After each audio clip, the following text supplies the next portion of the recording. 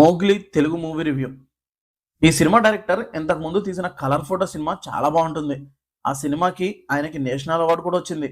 ఆయన నుంచి వస్తున్న సినిమా కాబట్టి మినిమం ఉంటుందని సినిమాకి వెళ్ళా.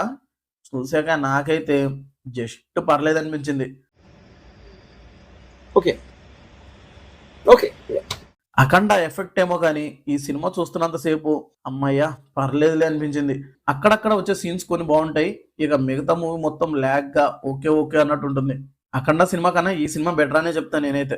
కలర్ ఫోటో లాగా ఒక మంచి హార్డ్ హిట్టింగ్ లవ్ స్టోరీ కాదు, అలా అని ఒక మంచి లవ్ స్టోరీ కూడా కాదు.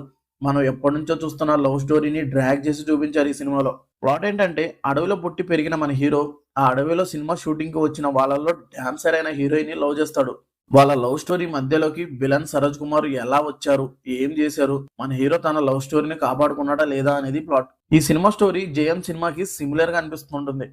ఇక సినిమాలో పాజిటివ్ విషయానికి వస్తే, లీడ్ యాక్టర్స్ యాక్టింగ్ చాలా బాగుంది. మెయిన్ గా బంటి సరోజ్ కుమార్ గారి యాక్టింగ్ మాత్రం అదిరిపోయింది. విలన్ గా మంచి పర్ఫార్మెన్స్ ఇచ్చారు. ఇక హీరో రోషన్, హీరోయిన్ బాగానే యాక్ట్ చేశారు. సినిమాలో కొన్ని ఎపిసోడ్స్ బాగుంటాయి.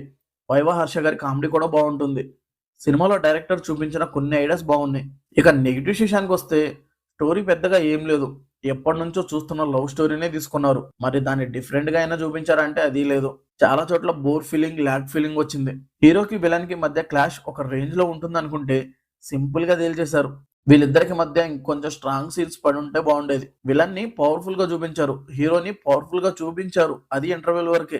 మిగిలిన చోట్ల హీరోని ఎలివేట్ చేయలేదు, ఎందుకు అర్థం కాదు. విలన్ ని చూపించినట్టే హీరోయిన్ కూడా చూపించినట్టయితే సినిమా ఇంకా బాగుండేది. కొన్ని చోట్ల లాజిక్స్ ఉండవు. ఎగ్జాంపుల్ గా జైల్లో హీరోయిన్ ని కుమ్మేస్తారు, కారం కూడా పెడతారు ఒంటిపై, కానీ ఆ నెక్స్ట్ సీన్ లోనే హీరోకి గాయాలు కూడా ఉండవు. ఇలాంటివి మిస్ అయ్యాయి.